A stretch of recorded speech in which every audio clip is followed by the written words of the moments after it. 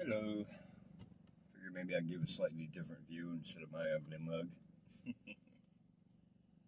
Well, what is it? It's Saturday, I think the 14th. Tomorrow's Father's Day, so happy Father's Day to all the fathers out there. My father passed many moons ago, so may he rest in peace, which I know he is. Actually, I've been seeing a lot of cardinals lately, so I know he's been around, as well as some other ancestors of mine and my spirit team, and yada yada yada. Anyway, I know it's been a little bit.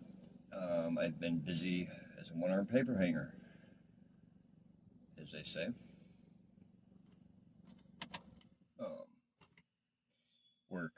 It's prime time for the work I do. I work at a golf course, so.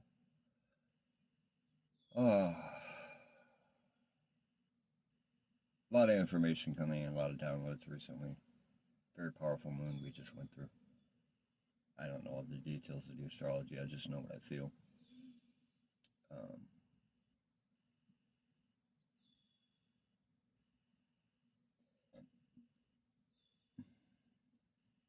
I guess we're going to talk a little bit about the difference between boredom and fulfillment, as well as self-sabotaging. The question I recently posed to a very good friend of mine who has been struggling a little in his sobriety with, we'll just say, everyday mundane life. The routine of normies, as us addicts like to call it.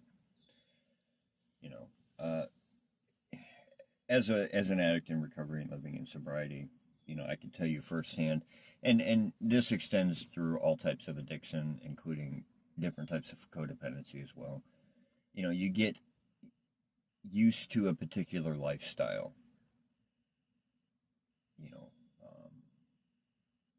Substance abuse addict in my case, you got used to the daily hustle. Constantly strategizing and scheming and planning and your entire day and life would revolve around getting a fix and so forth and so on. And in some ways, it gives you a sense of worth, a sense of accomplishment. And it's exciting life. It really is.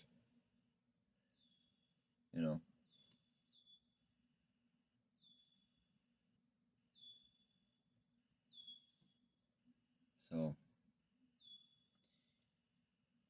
you get into sobriety and into recovery.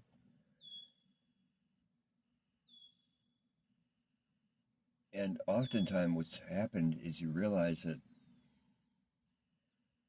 it's actually really easy. Almost too easy. It doesn't seem exciting anymore. It doesn't, hang on. As I was saying, it doesn't seem exciting anymore. It seems easy. I'll have to splice that together in my bed. I didn't want just strangers on the video. Yes, I shaved a little. Sorry, I'm not wearing my teeth. Anyway, and so in some ways, living in sobriety and recovery gets boring. It doesn't seem exciting. It's a lot of the same thing day in and day out. But it's stable. I've learned to appreciate the routine, the peace, the lack of chaos, but it's the difference between being in survivor mode and creator mode. Okay. Yeah, nose here is bugging the fuck out of me, sorry. I got really fucking tan too. I work outside. Anyway, so I posed this question to him, and it took him several days to come up with an answer. I already knew the answer. It's a little of both. So, of course, the follow-up question then is, well, why aren't you fulfilled? or what is fulfillment to you? This is one I struggled with for years. I can at least credit 6, maybe 7 of my relapses to feeling essentially bored. Part of it's the brain chemistry re-equalizing, just like an adrenaline junkie. They're going to get used to that thrill, that high, whatever.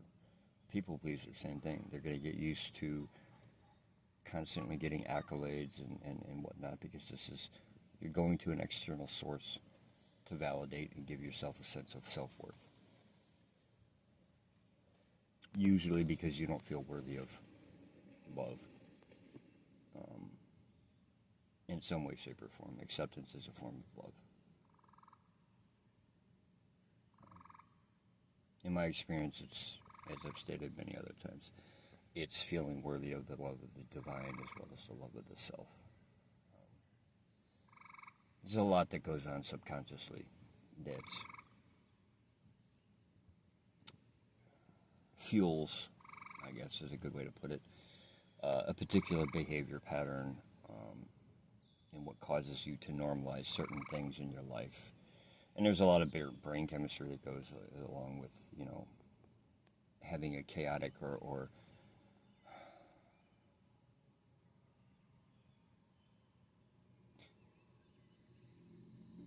adrenaline-fueled existence.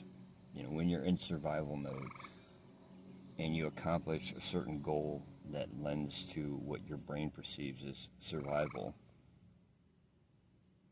it naturally releases some endorphins and a few other chemicals to reinforce that behavior.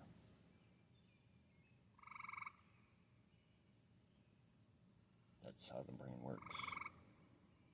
It's pretty amazing, actually. It's astonishingly complicated and beautifully simple at all the same time. So, you have a particular subconscious belief that you are not worthy of whatever, due to whatever it is. Letting yourself down, bad breakups, childhood trauma, just being taught that most people love under condition instead of unconditional love.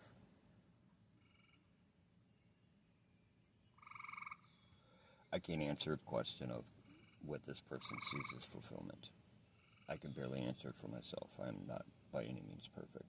This is still all a work in progress.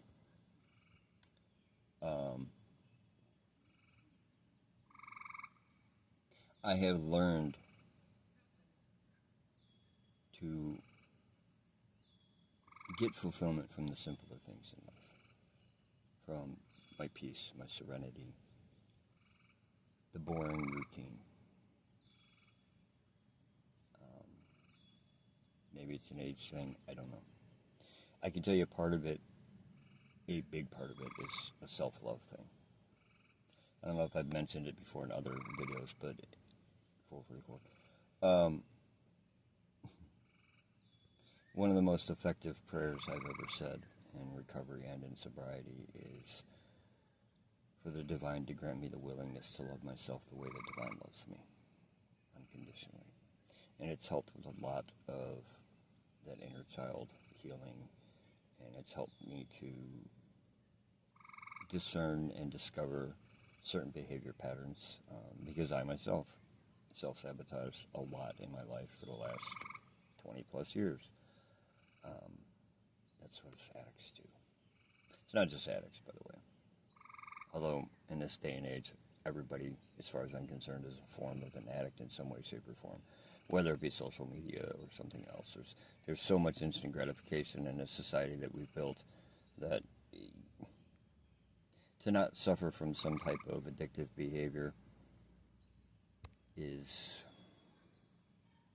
not impossible, but very close to it at this point. It doesn't mean they're all bad. We are creatures of habit. Having a habit or something that's habitual does not mean it is an addiction. What makes it an addiction is when it's a go-to coping mechanism for dealing with life. And this is a perfect example. This person was struggling with dealing with an aspect of life that he probably did not anticipate. And that was, as he perceived it, boredom or lack of fulfillment. I'm going to quote him here, and he said, "I'll get used to this lunchbox lifestyle eventually."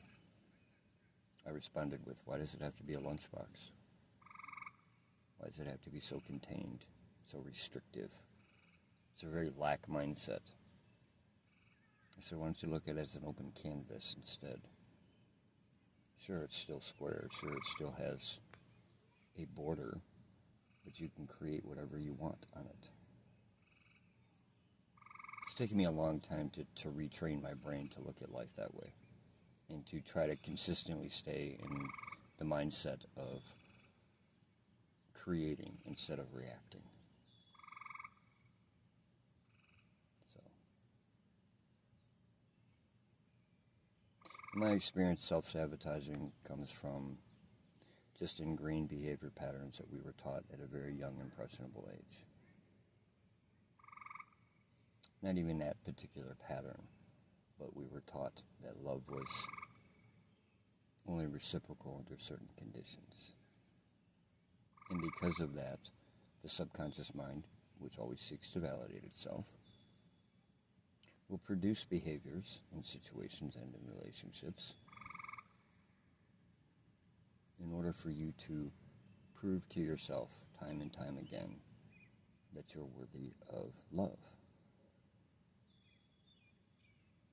In this particular instance, this particular context. The trick is this. You have to stop expecting other people to give you that proof or validation that you're worthy of love. You have to give it to yourself.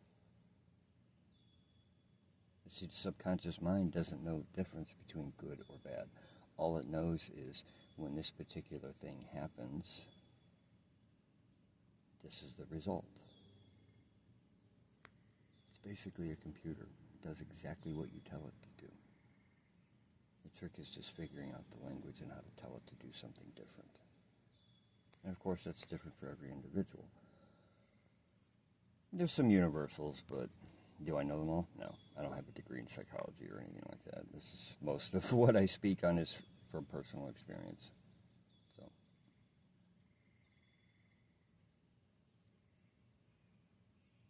in modern terms, this is what they call dark night of the soul.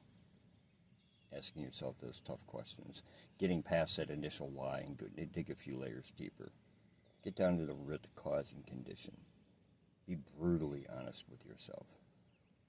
And I'll tell you a good way to test what your progress is. Look yourself in the mirror and say, "I love you," and mean it.